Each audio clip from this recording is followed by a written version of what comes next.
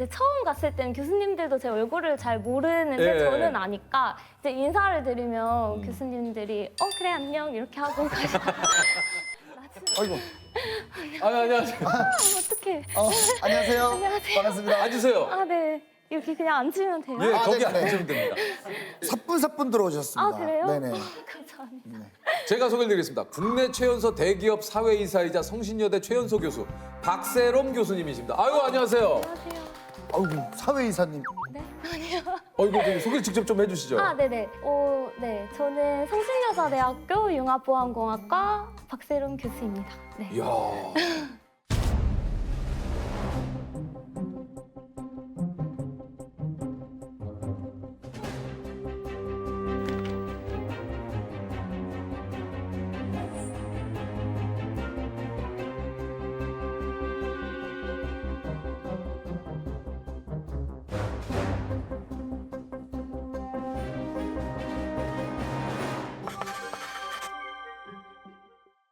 올해 90년생, 아, 네. 그러니까 32살이신 거예요?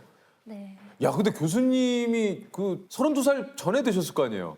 언제 임용이 되신 거예요? 이제 벌써 이제 3년 차가 2019년 30살에 30살에? 네, 딱 30살에. 와, 캠퍼스에 계시면 그냥 학생으로 오해를 많이 받으셨겠는데요? 막 이제 처음 갔을 때는 교수님들도 제 얼굴을 잘 모르는데 예. 저는 아니까 이제 인사를 드리면 교수님들이 그래 안녕 이렇게 하고 가시더라고요. 나중에 이제 알고 네, 동료 몰라서 교수님이신데. 네네. 왜냐면 지금도 너무 앳돼 보이시고 그래요? 또 목소리도 너무 그러시다 보니 목소리가 네. 맞아요. 목소리가. 아니, 그냥 이렇게 캠퍼스에 계시면 그냥 학생이시구나. 진짜. 그냥 이렇게 생각하실 수 있다 보니까. 근데 이게 약간 제 분야 음. 적인 약간 특성이 있는 것 같아요. 저는 이제 산업공학과 출신인데 운 좋게 조금 인공지능 분야가 이제 알파고 이렇게 했던 것들 이전 제가 2013년에 이제 공부를 시작했는데 그때 이제 그러셨군요. 막 기계학습과 뜨기 시작하면서. 네, 그때 이제 하는 덕분에 거기서 이제 인공지능과 관련된 연구를 해가지고 그것 때문에 지금은 대기업의 사회이사님으로도 맞아요. 아니, 지금 교수님, 근데 융합보안공학과는 이게 어디 무슨 과입니까, 이게? 이거 뭐 굉장히 좀 이름이 너무 어려워요. 융합보안공학과. 네, 생각하시는데 사실은 저희가 이제 많이 요즘 이야기하는 기술들 있잖아요. 인공지능, 뭐 사물인터넷 아니면 블록체인. 인공지능은 학습, 추론, 지각 판단 등 인간의 지적 능력을 전자적 방법으로 구현하기 위한 것이고요.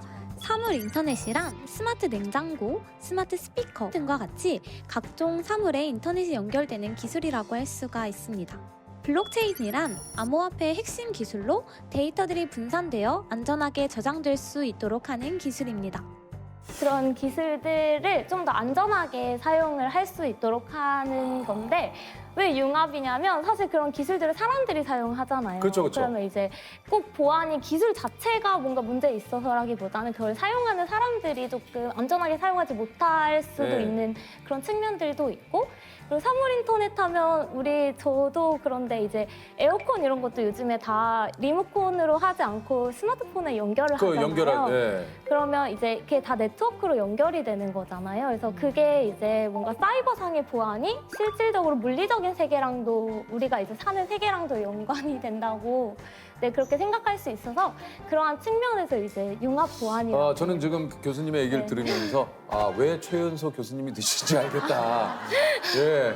생소하긴 하지만 융합보안공학에서 다루는 여러 가지가 요즘 가장 또 이슈인 네. 예, 사물 인터넷과 뭐 이런 블록체인 기술 뭐 이런 것들을 아우르는 네네 맞아요. 그러다 보니까 이게 한마디로 좀 신학문이죠, 그죠? 그쵸 뭔가 이제 새로운 분야. 네네네. 교수님 수업 중에 가장 인기 있는 수업은 혹시 뭡니까? 데이터베이스 보안 실습이라는 수업이었는데요. 네.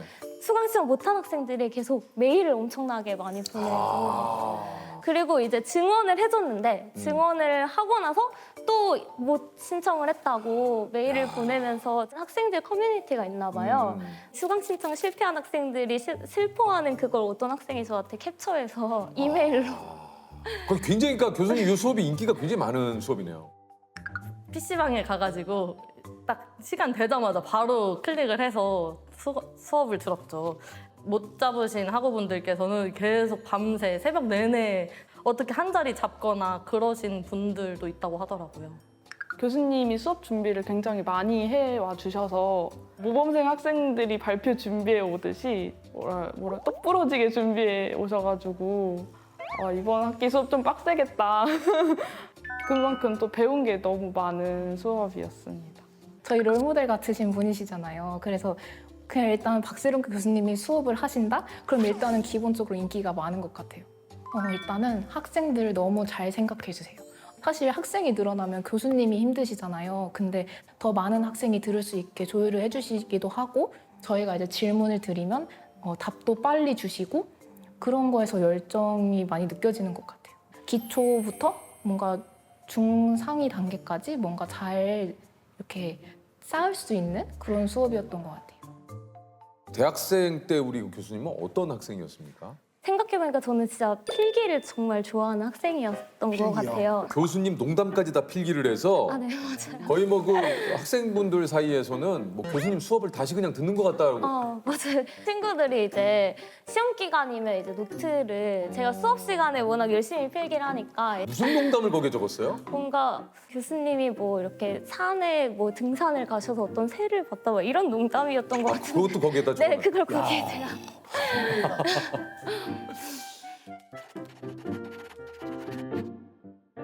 교수님의 전공 분야가 인공지능 알고리즘이라고 하는데 이게 이제 인공지능이 어디까지 좀 발전을 했습니까? 사실 인공지능 정말 다양한 분야에 지금 아. 많은 곳에 사용이 되고 있잖아요. 그래서 뭐 의료 분야에서도 사실은 이 의료 인공지능이 또 발전을 해서 이건 벌써 엄청 오래된 이야기이긴 한데 그냥 카메라로 이렇게 사진 찍으면 얘가 피부암인지 판단해주고 하는 어플이 있어서 어플이 있어요? 네, 그거는 벌써 5년도 넘은 거고요. 영상 인식과 같은 해서는 사람이 기계에 들어가 컴퓨터 게임을 하듯 버튼을 조작합니다.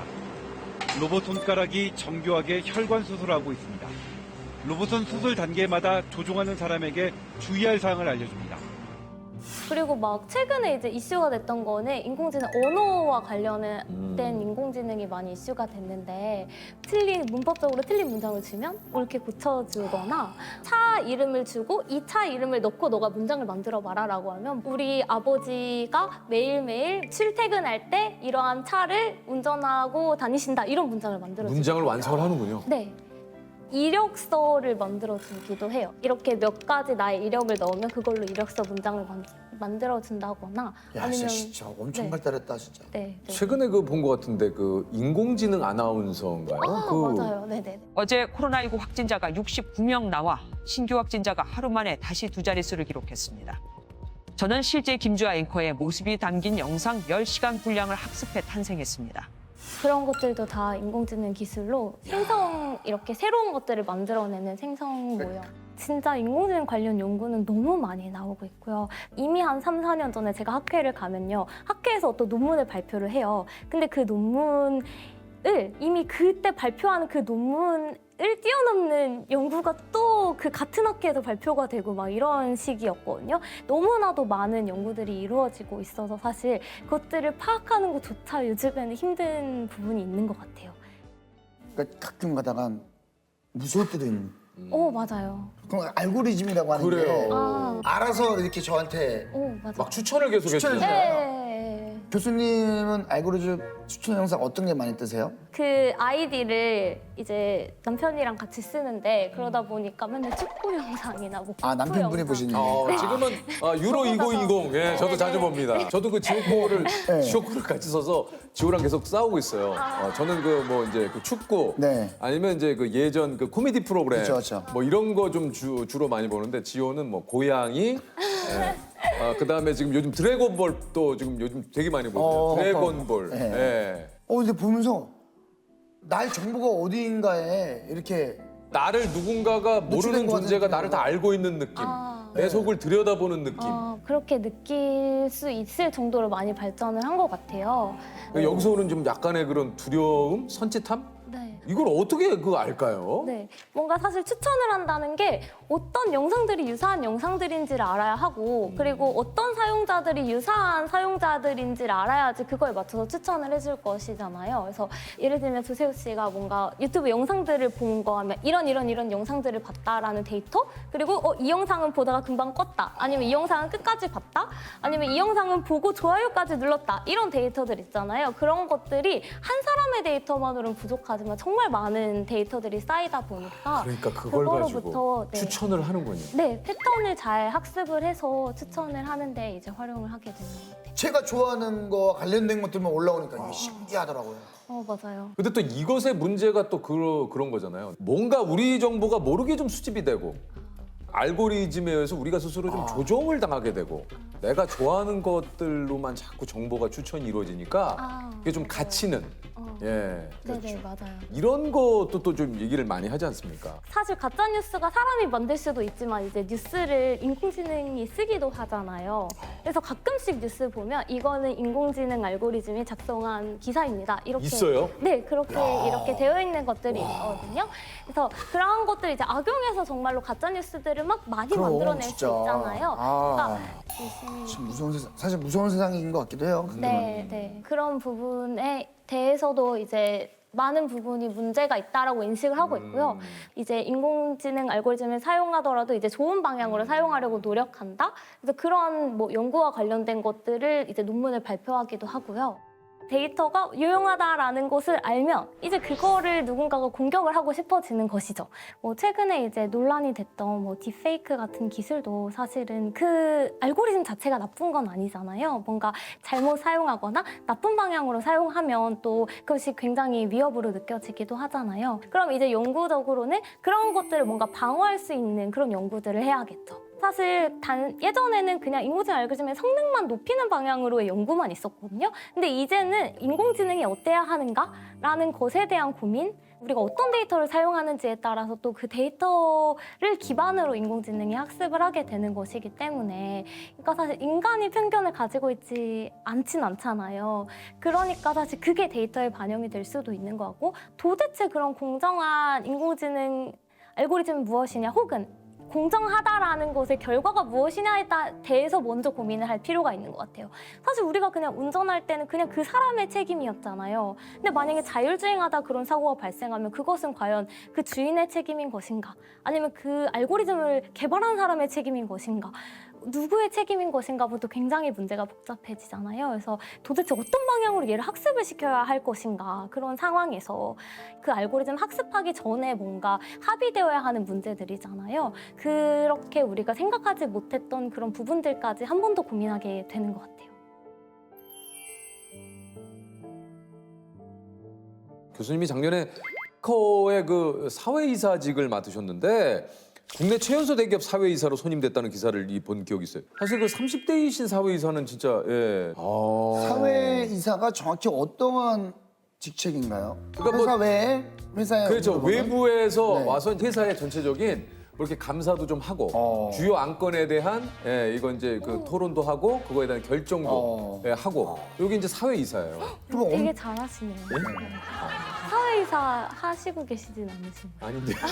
사회를 보죠, 사회. 네, 저는 사회. 저는 사회를 합니다. 사회를. 결혼식 사회, 네, 예, 잘하시죠. 각종 사회. 너무 잘하셔가지고. 사회이사는 총 몇 분이십니까? 이제 저 포함해서 이제 4명. 4명. 네네네네.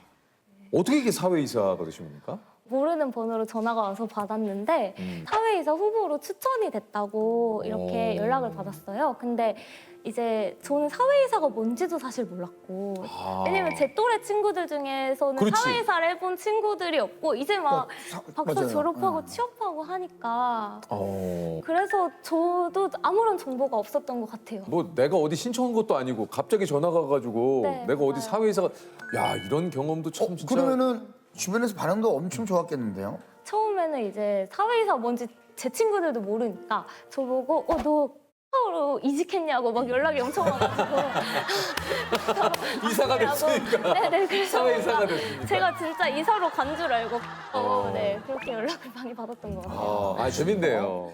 어떤 일을 좀 하셨어요?